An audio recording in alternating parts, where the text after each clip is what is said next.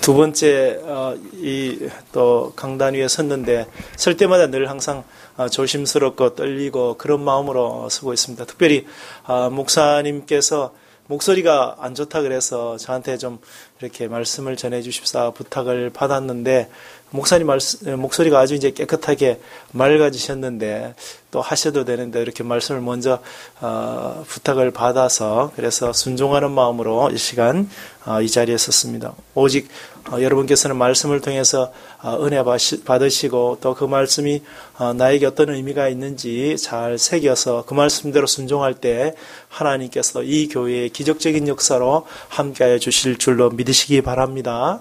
오늘은 지금은 추수할 때라는 제목을 가지고 말씀을 전하고자 합니다. 세월호 사건 여러분 아주 잘 아시죠? 그거로 인해서 온 나라가 많이 힘들고 또 당사자들도 여러분 많이 이렇게 어려워하고 있는 문제들을 우리가 익히 알고 있습니다. 많은 생명들이 죽음을 당했는데 그 죽음에서 아직도 수습되지 못한 미수습자라고 해서 9명이 아직도 그 배 어딘가에 남아 있지 않을까 이런 생각을 하고 이제 세월호의 배를 인양하고 있습니다. 이제 인양이 거의 막바지에 이르러서 이제 목포항에 도착하기만 하면 새롭게 그 미수습자들을 갖다가 수습하기 위해서 여러 가지 일을 한다고 이렇게 들어왔습니다. 미수습자들이 9구가 있지만 그들이 바닷속에 3년이라는 세월 동안 있었음에도 불구하고 이 가족들에게는 여전히 아직도 생명에 대한 끈을 놓치지 못하고 그들을 기다리고 있는 것을 보고 있습니다. 그만큼 생명이 아주 소중하다라는 것이죠. 그래서 3년의 세월을 아니면 평생을 기다리고 있을 것처럼 그렇게 그들을 애타게 기다리고 있었던 그 가족들의 마음, 그 가족들의 마음보다 더한 것이 바로 예수님의 마음이 아닌가 생각해 보게 됩니다. 예수님께서 이 땅에 오시고 죽으시고 부활하셔서 우리에게 영원한 생명을 주시고자 그렇게 고대하시면서 생명의 소중함 때문에 예수님께서는 오늘 또한 이렇게 목숨을 버리시면서 한 영혼이라도 더 구원하기 위한 희생이 있었다라는 것입니다. 한 영혼이라도 더 구원하시고자 애쓰셨던 것은 예수님께서 죽음이라고 하는 영원한 죽음이라고 하는 것을 아셨기 때문이고 그 영원한 죽음에서 건지시기 위한 그런 애타는 마음이 계셨기 때문에 예수님께서는 자신을 희생해서 또 한 영혼이라도 더 구원케 한 기다림이 있었다는 것입니다. 성경은 한 영혼이 천하보다 귀하다고 했습니다. 예수님도 살아생전에 고난을 자초하셨고 또한 비난을 감수하시면서 또 손가락질을 당하시면서 인내하시면서 또한 자신의 몸을 들여서 희생하시기까지 그렇게 참으신 것, 인내하신 것은 한 영혼이라도 더 구원하시기 위한 희생이었다라는 것입니다. 오늘 본문 4장에 보면 이 4장에서 사마리아 성에 있는 그 수가성 마을이라고 하는 그곳에 예수님께서 찾아가셨습니다. 찾아가신 것은 그냥 그곳으로 발걸음을 옮기신 것이 아니라 한 영혼을 구원하시기 위한, 한 여인을 구원하기 위한 하나님의 계획이 있으셨기 때문에 그곳으로 발걸음을 옮기셨습니다. 예수님께서 사마리아 성으로 가셨을 때가 정오, 아주 더웠을 때라 말씀하고 있었습니다. 그 정오에 아무도 찾아올지 않을 것 같은 그 우물가에 사는 것이 재미가 없고 소망도 없는 여인을 예수님께서 미리 기다리고 계셨습니다. 그 여인은 도덕적으로나 또 윤리적으로 볼 때 별로 내세울 만한 것이 없는 5번이나 이혼과 결혼을 반복했습니다. 그래서 동네 사람들조차 그 여인을 멀리 하였지만 예수님은 단지 한 사람, 그 여인을 위해서 그 우물가에, 그 정오에 아주 태양빛이 내리쬐는 피할 곳도 없는 그 우물가를 찾으셨다는 것입니다. 오늘도 예수님께서 그러한 마음으로, 성령님께서 그러한 마음으로 여러분이 이 자리에 오기 전에 미리 와서 자정해 계시는 줄 믿으시기 바랍니다. 그것으로 먼저 우리가 위로를 받을 수 있어야 돼요. 예수님을 만난 사마리아 성 수가성 마을의 여인, 그 여인은 예수님께서 낯선 유대인이라는 것을 알았습니다. 그래서 예수님께서 여러 가지 질문을 했음에도 불구하고 비꼬는 말투로 예수님을 경계했습니다. 그렇지만 예수님께서는 몇 번의 질문에도 여인이 비꼬는 말로 자신을 경계하면서 드러내지 않으려고 하였음에도 불구하고 그 여인은 긍휼을 가지고 끝까지 인내하면서 그 여인을 토닥이고 그 마음을 어루만져 주었습니다. 그래서 나중에는 그 여인이 마음을 열고 영혼의 자유를 느꼈고 예수님의 그 말씀을 통해서 내가 이제 메시아를 만났다 하면서 구원의 감격을 경험했습니다. 그리고 나중에는 물동이를 지고 왔는데 그 물동이조차 내려두고 동네로 가면서 내가 메시아를 만났다. 내가 메시아를 만났다. 그렇게 하면서 예수님을 전하러 동네로 뛰어갔습니다. 전도라는 것은 어려운 것이 아닙니다. 불신자들과 예수님을 만날 수 있도록 연결해 주는 것이 바로 전도입니다. 예수님을 만나면 누구라도 이 여인처럼 변화할 수 있는 것입니다. 변화가 되니까 물동이를 버려두고, 즉 구원받은 것이 확실하면 먹고 사는 것이 문제되지 않을 만큼 그런 큰 감동이 있게 된다, 이렇게 말씀하고 있습니다. 수가성 여인이 이렇게 감격하여서 물동이를 버려두고 마을로 가서 내가 메시아를 만났다고 한번 와보라고 그렇게 해서 쫓아갔는데, 마침 그때 마을로 음식을 구하러 갔던 제자들이 예수님께 오게 되었습니다. 그 예수님께 제자들이 와서 예수님께 음식을 권했습니다. 그러자 예수님께서 하시는 말씀이 오늘 32절에, 우리 32절 같이 한번 읽어봅시다. 이르시되 내게는 너희가 알지 못하는 먹을 양식이 있느니라, 이렇게 말씀하셨습니다. 먹을 양식이 있다? 이런 말에 제자들이 생각하기를 누가 우리 없는 사이에 예수님께 먹을 것을 갖다 드렸나? 아니면 아까 그 막 달려가던 그 여인이 먹을 것을 갖다 주었나? 이렇게 생각을 했다는 것입니다.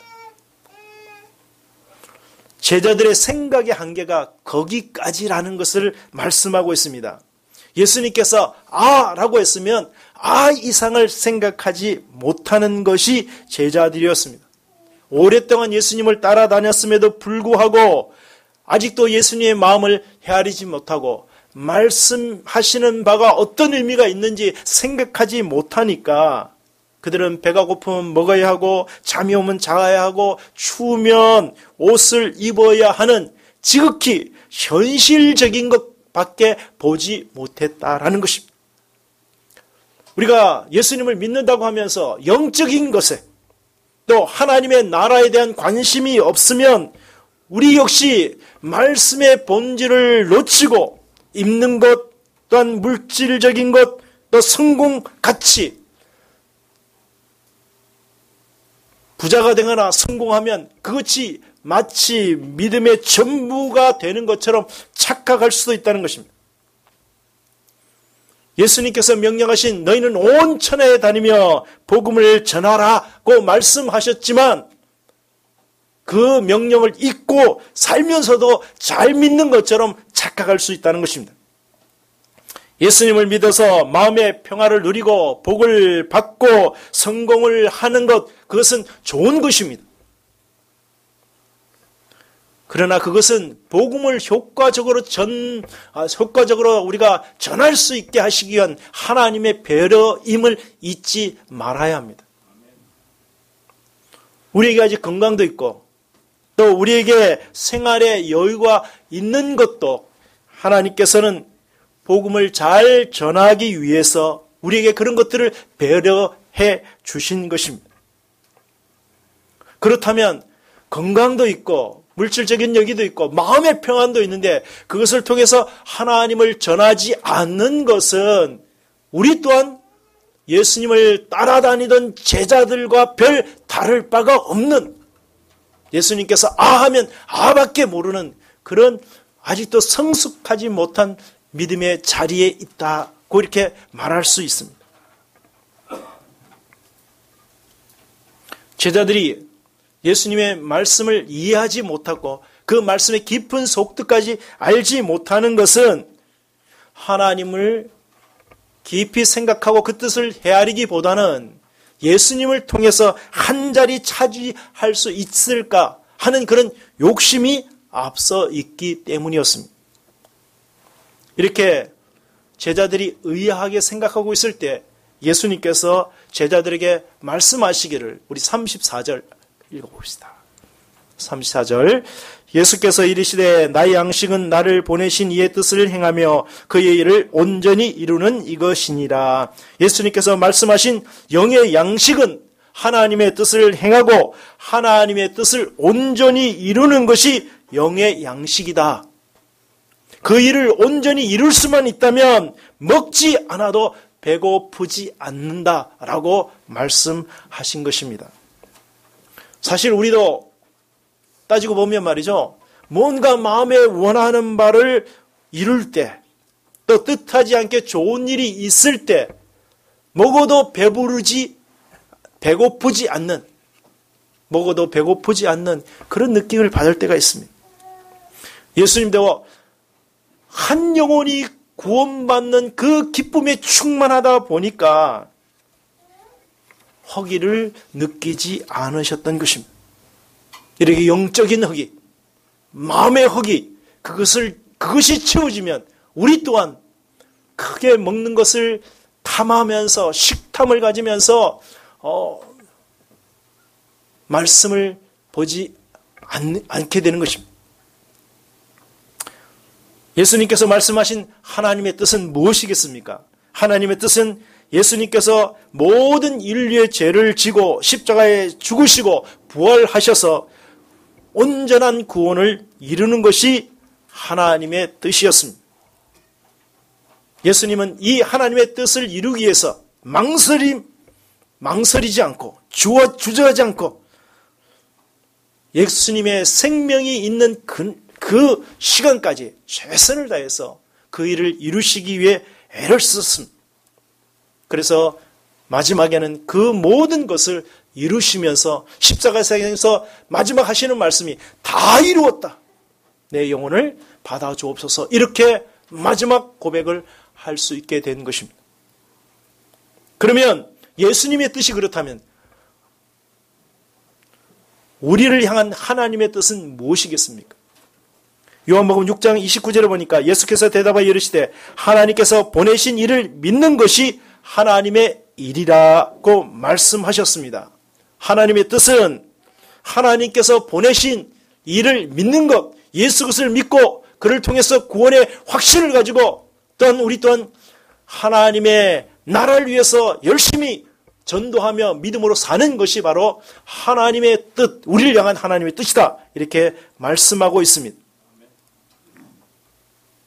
성도는 예수님을 하나님의 아들, 구원의 주로 믿는 사람이 바로 성도입니다. 동시에 우리만 믿는 것이 아니라 예수님을 믿지 않거나 예수님을 모르는 사람들에게 예수님을 전해서 그들 또한 예수님을 믿어 큰 영혼의 기쁨을 같이 누리도록 해야 하는 것이 바로 성도의 의무고 성도라 이렇게 말씀하고 있습니다. 오늘 35절 말씀도 한번 읽어봅시다. 35절 너희는 넉 달이 지나야 추수할 때가 이르겠다 하지 않느냐. 그러나 나는 너희에게 이르노니 너희 눈을 들어 밭을 보라. 휘어져 추수하게 되었도다. 너희는 넉 달이 지나야 추수할 때가 이르겠다 한 말씀은 이건 당시의 속담입니다. 당시의 사람들도 또 추수 때, 즉 메시아가 오기를 고대하고 기다리고 있었던 사람들이 많았다. 이렇게 말씀하고 있습니다. 추수를 기다린 사람들은 흥분과 설렘으로 야 조금 있으면 추수하겠지. 조금 우리가 곡식을 많이 거두어서 이제 좀 풍족하게 살 수 있지 않을까. 이런 마음으로 추수를 기다리고 있듯이 정말 영혼의 추수를 기다리는 사람에게 그런 기쁨으로 충만해야 한다는 것입니다. 넉 달이 지나면 추수할 때가 있듯이 이렇게 곡식이 추수할 것을 기다리고 있듯이 영혼에도 그런 추수할 때가 있는데 바로 지금이 그때다. 추수할 때를 놓친 곡식들을 그냥 내버려 두면 곡식이 썩어버립니다.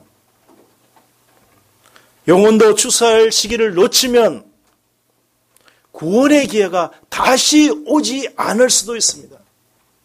그렇기 때문에 우리가 때가 있을 때 그 때를 추수할 때 추수를 해야지만이 많은 사람들이 하나님께 돌아와 그 추수한 기쁨, 영광의 기쁨을 함께 맛볼 수 있게 되는 것입니다. 이렇게 영혼을 추수하는 자에게 36절 함께 봅시다. 거두는 자가 이미 삭도 받고 영생이 있는 열매를 모으나니 이는 뿌리는 자와 거두는 자가 함께 즐거워하게 함이라. 이 거두는 자, 즉 복음을 전파하는 예수님의 제자를 갖다가 여기에 거두는 자라 말씀하고 있습니다. 이 전도자들은 이미 삭도 받고 이렇게 말씀하고 있는데 예수님을 믿어 영생에 이르게 하는 열매가 바로 삭이었다 이렇게 말씀하고 있습니다. 우리가 전도하여 불신자들이 회심하고 그들이 예수님을 믿어서 구원의 기쁨을 누리게 될 때 그것이 바로 추수하는 사람들에게 열매며 삭이다. 이렇게 말씀하고 있는 것입니다.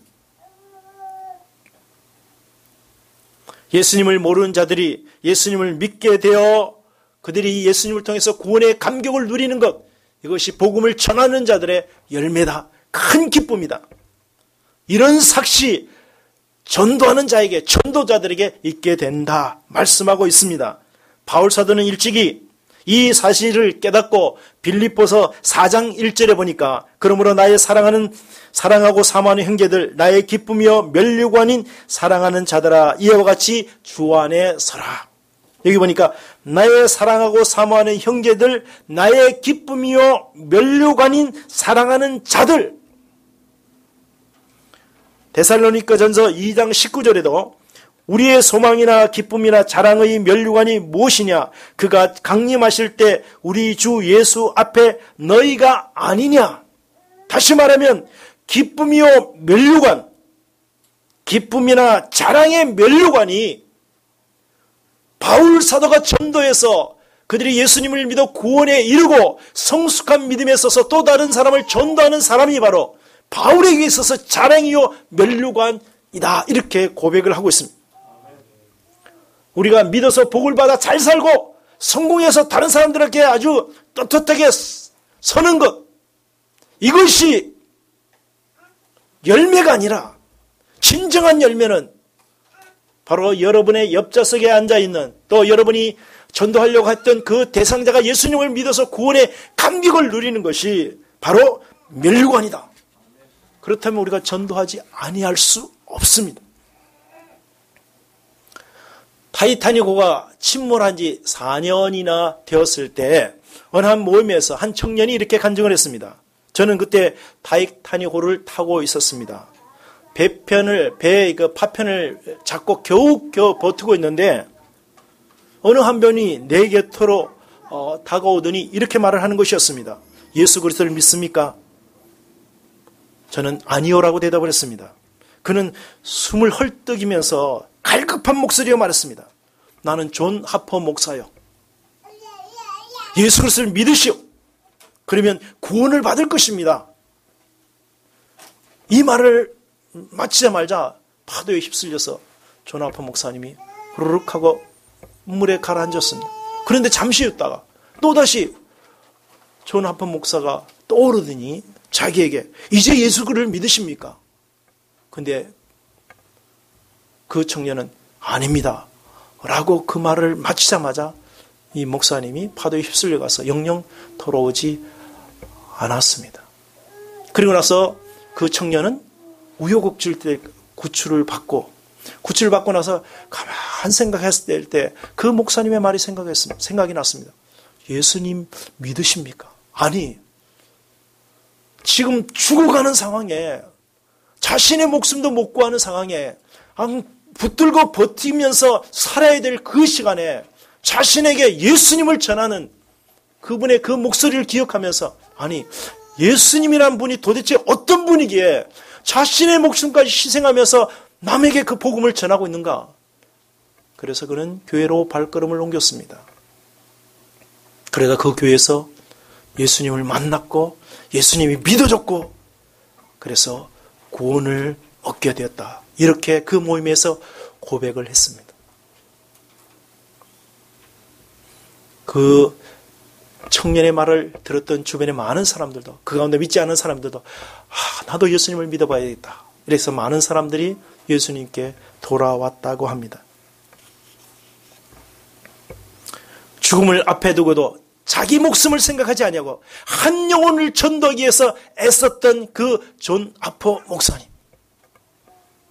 아마 목사님은 천국에 가서 하나님 앞에 섰을 때 자랑스럽게 이렇게 말하지 않겠습니까? 하나님, 저 청년이 바로 제가 전도한 그 청년입니다.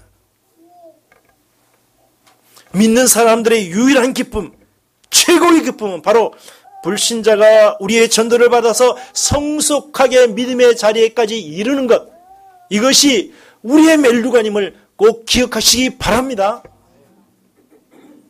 전도는 복음을 전하는 자라 복음을 받는 자 모두에게 위대한 것입니다. 전도를 해야 하나님의 심정, 예수님께서 십자가에 달려 돌아가셨던 그 희생의 의미를 깨달을 수 있습니다. 일단 복음을 위해서 순교하셨던 수많은 순교자들의 그 헌신을 알 수 있습니다. 그러나 지금 우리가 전도하면 말이죠. 전도가 그렇게 쉽지 않죠. 말이 쉬워서 예수님 믿으세요. 그렇게 말하는 것이지 예수님을 불신자들을 예수님께 인도한다는 것이 결코 쉬운 일만은 아닙니다. 그래서 예수님께서 우리 37절, 38절 읽어봅시다. 그런즉 한 사람이 심고 다른 사람이 거둔다 하는 말이 옳도다. 내가 너희로 노력하지 아니한 것을 그대로 보내었노니 다른 사람들은 노력하였고 너희는 그들이 노력한 것에 참여하였느니라. 전도가 어렵다라는 것을 이미 예수님도 알고 계셨습니다. 그래서 예수님께서 말씀하시기를 이미 선지자들이 또한 예수님께서 씨를 뿌렸다. 믿을 수 있는 터를 마련해 놓았다. 전도자들이 복음을 두고 세상에 나가서 복음을 전하기만 하면 예비된 영혼들을 준비해 놓으셨으므로 너희들이 전하기만 하면 이제 돌아올 사람이 있겠다. 이렇게 말씀하고 있는 것입니다. 우리 고구마 전도법으로 유명한 우리 김기동 목사님, 그 목사님은 이런 구호를 하고 있습니다. 나가면 있고 안 나가면 없다. 예수님 믿으세요. 참 좋습니다. 이 말만 하고 다녔는데 그래도 하나님께서 준비된 영혼들이 돌아오더라. 이렇게 간증하고 있는 것을 들었습니다. 예수님께서도 내가 너희로 노력하지 아니한 것을 거두러 보내었노니 예수님의 희생으로 말미암아 복음을 전하기만 해도 돌아올 사람들을 예비해 두셨다. 베드로가 오순절날 복음을 전했을 때 3,000명, 5,000명이 회개하고 돌아왔다고 했습니다. 베드로가 말을 잘해서 능력이 있어서 그런 것이 아니라 이미 예수님께서 복음의 씨를 뿌렸기 때문에 그 사람들이 돌아오게 되었다라는 것입니다. 동일하게 전도하는 것을 두려워하지 마십시오. 여러분의 단순한 말 가운데서도 돌아오는 영혼이 있는 것을 기대하면서 복음을 전하시기를 부탁을 드립니다. 그래서 나가면 있고 안 나가면 없다. 전에 제가 우리 전도할 때 말이죠. 한창 복음을 전도할 때 구호 준비하면 구호 준비. 야! 나가면 있고 안 나가면 없다. 말을 해야 듣지 않겠습니까? 따라서 제가 한번 해보겠습니다. 구호 준비하면 아멘하고 구호 준비. 다시 한 번 더. 구호 준비. 나가면 있고 안 나가면 없다. 시작. 나가면 있고 안 나가면 없다. 예. 전해야 듣는 사람이 들을 것이 아닙니까? 그렇게 열심을 갖고 나가기만 하면 듣는 사람이 있게 되어지고 예비된 영혼을 만나서 하나님께서 또한 이 예배당을 채우게 하실 줄로 믿습니다. 그리고 많은 사람들이 전도하는데 무슨 특별한 방법이 있는 것이냐, 참 이렇게 고민하면서 어떻게 하면 전도를 잘할 수 있을까, 이렇게들 많이 생각하고 고민합니다. 그래서 다양한 전도법을 배우기 위해서 말이죠, 전도 여러 학교에 많이 갑니다. 얼마나 전도 학교에 다양한 방법들이 많은지 모릅니다. 콩나물 전도법, 그 다음에 웃음 전도법, 그 다음에 또 뭐 하여튼 여러 가지 전도법들이 많이 있습니다. 그러면서 많은 전도왕들을 만나게 되는데, 어떤 사람들을 전도를 해서 100명을 전도했다, 200명을 전도했다, 전도 집회 때 1000명을 데리고 왔다, 이런 분들도 많이 우리가 들어왔습니다. 그런데 그런 전도왕들의 공통점은 뭐냐? 끈질기고 부지런하게 친절하면서 전도가 될 때까지 찾아갔던 사람들입니다. 전도는 자주 대하고 많이 만나는 곳에 다른 왕도, 다른 방법이 별로 없습니다. 10번 선행을 베풀면 교회에 나오지 않을 사람이 없다라는 말이 있듯이, 한 영혼을 위해 희생하겠다고 각오하고 열심으로 만나고 그들을 갖다가 위로하고 그들을 통해서 또 하나님의 말씀을 잘 전달해 주면 그들 또한 감동받고 교회에 나와서 예수님을 만나게 되는 줄 믿으시기 바랍니다. 미국 세일즈맨 협회에서 조사한 바에 의하면 세일즈맨들의 48%는 한 번 만나서 권면하고 설득해서 대답이 시원치 않으면 이렇게 포기하는 사람들이라고 합니다. 그리고 25%는 두 번쯤 만나서 권면하고 설득해서 전화해서 그들의 마음이 움직이지 않으면 포기하는 사람들이라고 합니다. 15%는 세 번까지 권면하고 설득하고 전화해서 안 되면 기꺼이 그 일을 그만둔다고 합니다.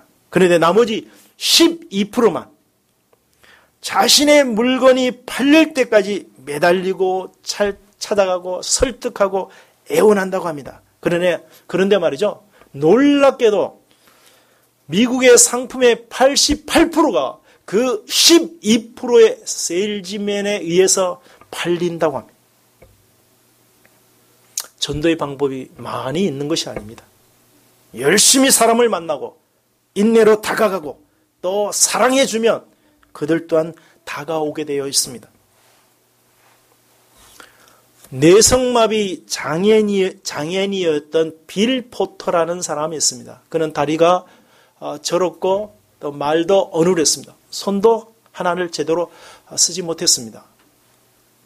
그의 어머니는 어떻게 하면 이가 자리 밟을까 고민하다가, 그래, 뭔가 물건을 판매할 수 있지 않을까, 더 걸어는 다니는데, 그래서 와칸슨이라고 하는 회사에 들어가서 아이를 데리고 가서 이 아이를 영업직으로 좀 세워주십시오. 뭐든지 팔 수 있도록 이 아이를 좀 도와주십시오. 그러니까 아이의 상태가 너무 좀 형편없으니까 그 사람들이 거절하고 말았습니다. 나와서 한참을 생각했습니다. 그러다 이 빌 포터라는 사람이 생각을 했습니다. 다시 와킨슨이라는 회사를 찾아가서 영업부에 갖는 책임자에게 얘기했습니다. 저를 아무도 가지 않는 곳에 보내만 주십시오. 그럼 제가 영업을 해보겠습니다. 그 말을 듣고 그는 그렇게 하니까 이거 뭘 하겠나. 그래서 뭐 시원찮지만 그렇게 간절히 부탁을 하니까 그러면 해보라고 가방을 하나 주어서 그를 영업직 사원으로 채용을 했습니다. 그는 아무도 가지 않는 곳에 가서 영업을 하기 시작했습니다. 처음에 말이죠. 찾아가니까 다리도 그렇지 말도 어눌하지. 그러니까 너무 어디로 왔나? 이렇게 하면서 쫓겨나기가 일쑤였습니다. 1년이 가고 2년이 갔습니다. 세월이 오래 갔습니다. 그는 포기하지 않고 계속 같은 곳에 찾아가서 우리 와킨스 제품은 정말 믿음을 합니다. 그래 하면서 전했더니 사람들이 그의 성실함을 보고 하나 둘 물건을 사주기 시작했습니다. 그리고 세월이 지나서 20년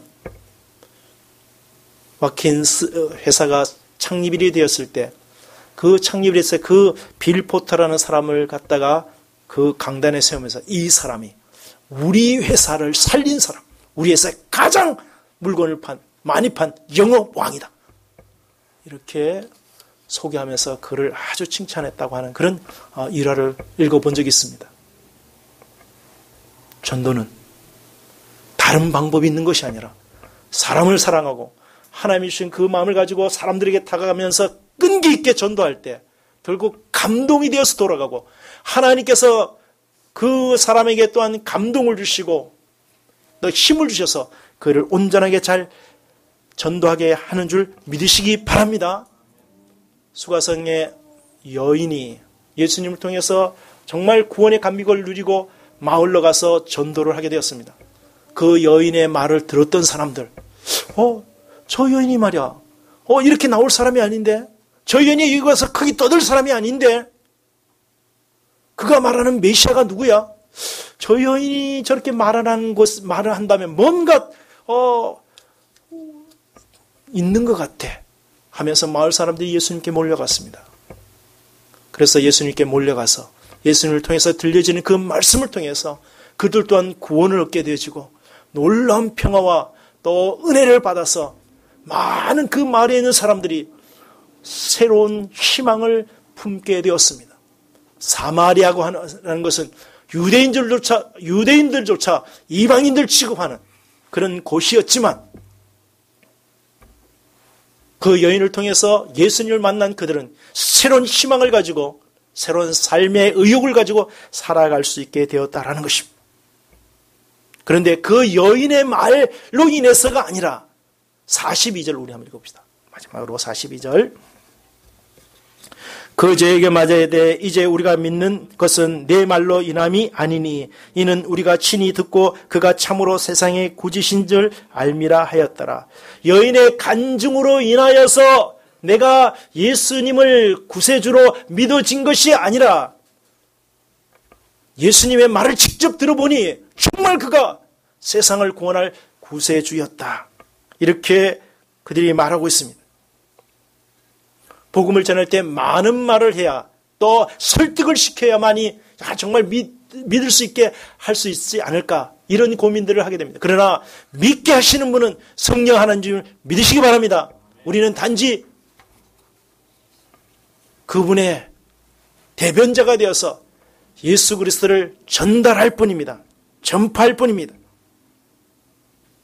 많은 말로 이해시키려고 애쓰지 말고 하나님은 형제님을 사랑합니다. 하나님은 자매님을 사랑합니다. 예수님을 믿어 참 소망을 발견하시기 바랍니다. 라고 하면서 교회로 올 수 있는 매개체 역할만 충실하게 감당하면 하나님께서 감동하시고 그 사람들, 여러분이 전도한 사람들이 왔을 때 성령님께서 만져주셔서 하나님을 만나고 예수 그리스도를 믿게 되는 놀라운 은혜를 주실 줄 믿으시기 바랍니다. 목숨을 유지하기 위해서 음식을 먹어야 합니다. 영혼의 생명을 위해서는 영의 양식인 예수 그리스도를 믿어야만 참 생명에 이르게 되어집니다. 그러므로 우리가 해야 할 것이 있다면 때를 얻든지 못 얻든지 복음을 전하는 일입니다. 그리고 무엇보다도 전도 대상자를 마음속에 두셨다 그러면 그 대상자들을 최선을 다해서 정성을 쏟아서 그들을 주님께로 인도할 수 있어야 합니다.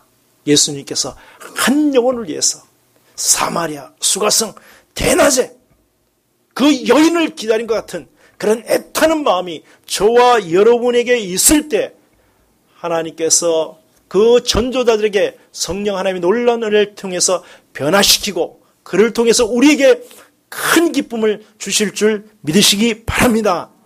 다니엘서 12장 3절에 보니까 지혜 있는 자는 궁창의 빛과 같이 빛날 것이요 많은 사람을 옳은 대로 돌아오게 한 자는 별과 같이 영원토록 빛나리라 말씀하고 있습니다.